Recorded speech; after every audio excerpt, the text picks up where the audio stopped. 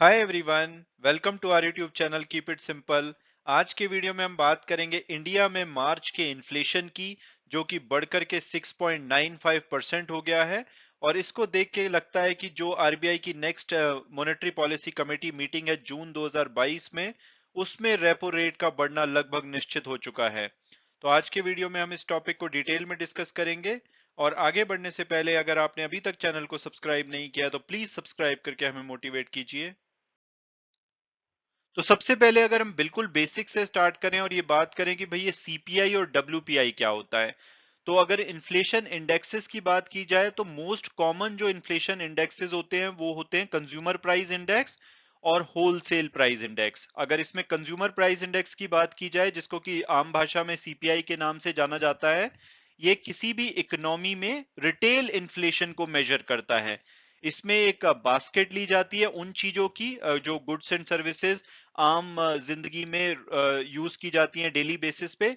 उन चीजों की एक बास्केट बनाई जाती है, उसके बेसिस पे इसको कैलकुलेट किया जाता है। उस बास्केट में क्या क्या आइटम होती हैं, जैसे कि उसमें खाने पीने की आइटम होंगी, हाउसिंग रिलेटेड होंगी, कपड़े, transportation, electronics, Medicare, medical care, education, इस टाइप की जो आम चीजें हम डे टू डे जिंदगी में यूज करते हैं, उसकी ये बास्केट बनाई जाती है। और ये जो इनके प्राइजेस होते हैं इन चीजों के, ये पीरियोडिकली कलेक्ट किए जाते हैं ताकि जो इन्फ्लेशन लेवल है इकोनॉमी पे उसको कैलकुलेट किया जा सके। और इस डेटा के बेसिस पे ही कॉस्ट ऑफ लिविंग को भी निकाला जाता है कि भाई एक कंट्री में कॉस्ट ऑफ लिविंग कैसी है। और अगर इसके फॉर्मूले की बात करें तो इसमें बास्केट में जो चीजें होती हैं उसके करंट प्राइस लिए जाते हैं, उसको डिवाइड किया जाता है उसी बास्केट के बेस ईयर में जो प्राइस होते हैं उससे, और मल्टीप्लाई कर दिया जाता है 100 से। इससे सीपीआई जो इंडेक्स लेवल है उस वो निकल के आता है। और ये डब्ल्यूपीआई से थोड़ा बहुत डिफरेंट होता है। डब्ल्यूपीआई में क्या होता है कि हम जो गुड्स और सर्विसेज के प्राइसेस हैं वो होलसेल लेवल पे चेक करते हैं, और सीपीआई में हम उनको रिटेल लेवल पे चेक करते हैं। और अब अगर बात की जाए लेटेस्ट डेवलपमेंट की, तो जैसा कि आप जानते हैं आजकल हर चीज के प्राइसेस, चाहे कुकिंग ऑयल हो, मीट हो, पहनने के कपड़े हो या रिक्रिएशन आइटम हो, सभी के प्राइसेस बढ़ रहे हैं। और इसको देख के लगता है कि जो आरबीआई की next monetary policy committee review meeting है जो कि जून में होनी है, उसमें रेपो रेट का बढ़ना लगभग तय माना जा रहा है। रेपो रेट मतलब कि जिसपे आरबीआई बैंकों को पैसा उधार देती है। और उसका रीजन इकोनॉमिस्ट ये बता रहे हैं कि जो मार्च के इन्फ्लेशन के नंबर आए हैं वो उम्मीद से ज्यादा आए हैं। जैसे कि इस बार 6.95% इन्फ्लेशन रहा है, जो कि अक्टूबर 2020 के बाद का सबसे बड़ा इन्फ्लेशन का नंबर है। और जो आरबीआई का टारगेट होता है, वो चाहते हैं कि जो इन्फ्लेशन है वो 4% के आसपास रहे, या +2 प्लस माइनस, यानी कि 2 से 6% के बीच में रहे। लेकिन 6.95% डेफिनेटली उनको थोड़ा चिंतित करेगा। जो कि सीपीआई इंडेक्स में लगभग 300 के आसपास की आइटम है जो कि इन्फ्लेशन बास्केट में ली जाती हैं, उसमें से आधी के आसपास ऐसी आइटम है जिसमें कि 6% से ज्यादा का इन्फ्लेशन देखा गया है, जो कि अपर थ्रेश होल्ड है आरबीआई का, क्योंकि ये 2 से 6% मैक्सिमम इन्फ्लेशन देखना चाहते हैं। और इससे बड़ी चिंता की बात यह है कि अर्बन एरिया से ज्यादा रूरल एरिया में इन्फ्लेशन देखा जा रहा है। और बार्कले ने तो एस्टिमेट लगाया है कि जो अप्रैल का इन्फ्लेशन नंबर है वो 7.1% हो गया हो सकता है, यानी कि फर्दर बढ़ सकता है। और उसका रीजन है कि आपने देखा होगा जो डीजल और पेट्रोल के प्राइसेस 22 मार्च से बढ़ने लगे हैं, उसका पूरा इंपैक्ट मार्च के नंबर में नहीं आया है, वो अप्रैल के नंबर में रिफ्लेक्ट होगा। और जब पेट्रोल और डीजल के प्राइसेस बढ़ते हैं तो उसकी वजह से ट्रांसपोर्टेशन कॉस्ट बढ़ती है और सभी चीजों के प्राइस पे उसका इम्पैक्ट पड़ता है। तो जून में तय माना जा रहा है कि रेट बढ़ेंगे, अनलेस की कोई मैजिक हो जाए और जो इन्फ्लेशन के नंबर हैं अप्रैल में या मई में कम हो जाए, यानी कि नेक्स्ट जो एमपीसी की मीटिंग है उससे पहले कम हो जाए। और इकरा ने उम्मीद जताई है कि भाई जो जून में जो रेपो रेट है वो 50 से 75 बेसिस पॉइंट, यानी कि 0.5 से 0.75% तक बढ़ाई जा सकती है। उसके बाद इनकी उम्मीद ये है कि second half of the year में कोई रेट नहीं बढ़ाए जाएंगे।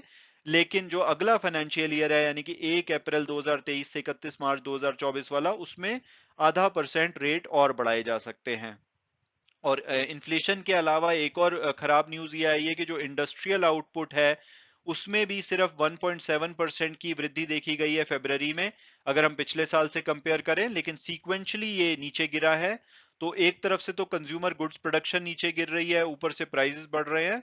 तो डेफिनेटली आरबीआई शायद रेट बढ़ाएगा जून के अंदर। और अब अगर बात की जाए कि भाई इन्फ्लेशन की वजह से आरबीआई रेट क्यों बढ़ाएगा, और अगर रेट बढ़ाता है तो इसका स्टॉक मार्केट पे क्या इम्पैक्ट पड़ सकता है। तो आरबीआई जो सीपीआई होता है वो उनके लिए एक एसेंशियल टूल होता है मॉनेटरी पॉलिसी को डिसाइड करने के लिए। जैसा कि हमने डिस्कस किया कि आरबीआई चाहता है कि इन्फ्लेशन लगभग 4% के आसपास रहे, और अगर ये फ्लक्चुएट भी होता है तो मैक्सिमम 2 से 6% के बीच में रहे, यानी कि ना तो 2% से कम हो या ना ये 6% से ज्यादा बढ़े। और आरबीआई का आप जानते ही होंगे कि जो प्राइमरी मोटिव है वो इन्फ्लेशन कंट्रोल करना है। हालांकि time to time depending upon की क्या सिचुएशन है, मॉनेटरी पॉलिसी कमेटी के डिसीजन उसके ऊपर डिपेंड करते हैं। जैसे कि अभी ग्रोथ पे फोकस किया जा रहा है तो इसलिए रेपो रेट को नहीं बढ़ाया जा रहा है, जबकि इन्फ्लेशन ऑलरेडी तंग कर रहा है। लेकिन अब ये इतना ज्यादा हाथ से निकलता जा रहा है कि हो सकता है कि अब रेट को बढ़ाने के अलावा कोई और चारा ना बचे। और जब इकोनॉमी में इन्फ्लेशन बढ़ता है तो इसका मतलब है कि जो प्राइस लेवल है जो आम चीजों के वो बढ़ेंगे। तो ऐसी सिचुएशन में आरबीआई को क्या करना होता है, मनी सप्लाई रोकने के लिए कि लोगों के पास ज्यादा पैसा ना हो, ताकि वो डिमांड को थोड़ा सा कंट्रोल किया जा सके, वो मनी सप्लाई को रिड्यूस करते हैं इकोनॉमी में। और मनी सप्लाई रिड्यूस कैसे करते हैं, वो रेपो रेट इंक्रीज कर देते हैं। रेपो रेट इंक्रीज हो जाएगी तो बैंक के लिए मुश्किल हो जाएगा आरबीआई से पैसा बोरो करना, उससे लिक्विडिटी खत्म हो जाएगी। लिक्विडिटी खत्म हो जाएगी तो बैंक लोन नहीं दे पाएंगे। लोन नहीं दे पाएंगे तो अल्टीमेटली जो कंपनीज की ग्रोथ है वो इम्पैक्ट होगी। तो ओवरऑल ये साइकिल अल्टीमेटली ऐसा हो जाता है कि धीरे धीरे इन्फ्लेशन कंट्रोल में आने लग जाता है, क्योंकि लोग ज्यादा चीजें नहीं ले पाते तो उसके प्राइसेस अपने आप एडजस्ट हो जाते हैं। तो जब भी आरबीआई रेट बढ़ाएगा उससे क्या होगा, जो बिजनेसेस हैं या कंज्यूमर्स हैं वो अपनी स्पेंडिंग पे कट करेंगे, क्योंकि उनके ईएमआईज बढ़ जाएंगे, उनके लोन रेट बढ़ जाएंगे जिस पे पैसा उन्होंने उधार ले रखा है, तो दूसरी चीजों पे वो कम खर्चा करेंगे। इससे क्या होगा कि कंपनीज का सामान कम बिकेगा। कंपनी का सामान कम बिकेगा तो उनके प्रॉफिट कम होंगे, प्रॉफिट कम होंगे तो स्टॉक प्राइसेस नीचे आएंगे। और ऐसी सिचुएशन में मार्केट जो है वो अपनी सेलिंग शुरू कर देगा एंटिसिपेशन में कि भाई यहाँ तो प्रॉब्लम चल रही है। तो ये साइकिल के चक्कर में अगर रेपो रेट बढ़ते हैं तो इसका नेगेटिवली स्टॉक मार्केट पे इंपैक्ट पड़ता है। और अब अगर बात की जाए कि भाई इन्फ्लेशन की हालत क्या भारत में ही खराब है या दुनिया भर में इसकी प्रॉब्लम चल रही है, तो आप देखेंगे कि भारत में तो सिर्फ 6.95 का इन्फ्लेशन है, जिससे कि हम चिंतित हो रहे हैं। अगर हम दूसरे कंट्रीज को देखें, अगर टॉप कंट्रीज की बात की जाए तो Turkey 61% inflation, Argentina 55%, unimaginable inflation है। यहां तक कि अगर आप यूएस में देखेंगे, यूनाइटेड किंगडम में देखेंगे, वहां पे भी 8.5%, 7%। यूएस में तो 1982 के बाद का सबसे ज्यादा इन्फ्लेशन हो रखा है। इसके अलावा जो ब्रिक्स कंट्री की बात की जाए तो रशिया में 16.7%, ऑब्वियसली वहां पे वॉर भी चल रहा है। ब्राजील 11.3%। हालांकि यहाँ पे चाइना का काफी अच्छा चल रहा है 1.5%। हालांकि वहां पे जो अभी कोविड की समस्या चल रही है उसकी वजह से ऑलरेडी डिमांड में कमी देखी जा रही है, तो इन्फ्लेशन इसलिए कम है। बट इन्फ्लेशन ने इंडिया के अलावा लगभग सभी कंट्रीज को, क्योंकि कोविड के बाद जो सिचुएशन चेंज हुई है उससे प्रभावित हो रखी है सभी कंट्री। ये तो हो गए टॉप जो G20 वगैरह कंट्रीज हो गए। लेकिन अगर हम दुनिया भर के कंट्री देखें तो वेनेजुला में 284%, सूडान में 260%। तो ये कंट्रीज में तो बहुत ही बुरी हालत है। इसमें आप श्रीलंका देखेंगे जहां पे बहुत ही बुरी हालत चल रही है, 18.7% इन्फ्लेशन हो रखा है। पाकिस्तान 12.7%। तो इन सब के मुकाबले में अभी भी हम ये कहेंगे कि इंडिया में इतनी बुरी सिचुएशन नहीं है, लेकिन कुछ ना कुछ एक्ट करना पड़ेगा इससे पहले कि ये सिचुएशन बिल्कुल ही हाथ से निकल जाए। और अब अगर स्पेसिफिकली फूड इन्फ्लेशन की बात की जाए, जैसा कि हमने डिस्कस किया कि सीपीआई में फूड और जो रोजमर्रा की जिंदगी में जैसे कपड़े हो गए या दूसरी चीजों के भी प्राइजेस को लिया जाता है, लेकिन अगर हम स्पेसिफिकली फूड की बात करें तो फूड और जो बेवरेज का इन्फ्लेशन है वो 7.5% रहा है, जो कि लगातार 6 महीने से बढ़ रहा है, और नवंबर 2020 के बाद का सबसे बड़ा नंबर है। मंथ ऑन मंथ देखे तो 1.3% प्राइसेस में इंक्रीज देखा गया है। रिफाइंड ऑयल जो सनफ्लावर और सोयाबीन है उनके प्राइसेस पिछले महीने के मुकाबले 10.7% बढ़े हैं, क्योंकि रशिया यूक्रेन वॉर की वजह से सप्लाई डिसरप्ट हुई है। और अगर हम पिछले साल से कंपेयर करें तो ये 19.2% बढ़ चुके हैं।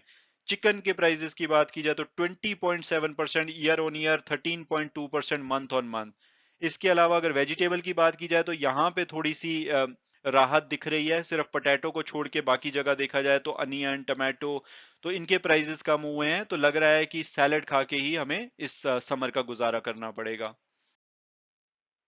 इसके अलावा अगर डिस्क्रिशनरी इन्फ्लेशन की बात की जाए, यानी कि फूड के अलावा जो वो चीजें होती हैं जो कि हम कंट्रोल कर सकते हैं, तो उसमें जो चीजें हैं उसमें भी लगातार प्राइसेस बढ़ रहे हैं, और उसका मेन रीजन है कि एक तो कॉटन का प्राइस बढ़ा है, उसकी वजह से कपड़े महंगे हो गए हैं, और इसके अलावा जो पेट्रोल डीजल की वजह से ट्रांसपोर्टेशन कॉस्ट बढ़ी है। तो अगर क्लोथिंग और फुटवेयर की बात की जाए तो इनका इन्फ्लेशन लगातार 11वां महीना है जिसमें बढ़ रहा है, 9.4% हो चुका है। रूरल एरिया में 10.2% है। इसके अलावा अगर हम बात करें हाउस होल्ड गुड्स और सर्विसेज की, तो 8वां ऐसा महीना है जिसमें लगातार बढ़ते हुए 7.7% हो गया है। यूटेंसिल, फर्नीचर, अलमीरा, ड्रेसिंग टेबल, पिलो, ये सभी चीजें चीजें double digit price growth rise देखा जा रहा है इसमें। इसके अलावा पर्सनल केयर की जैसे सोप वगैरह की बात करें तो 13.5% का इन्फ्लेशन देखा जा रहा है।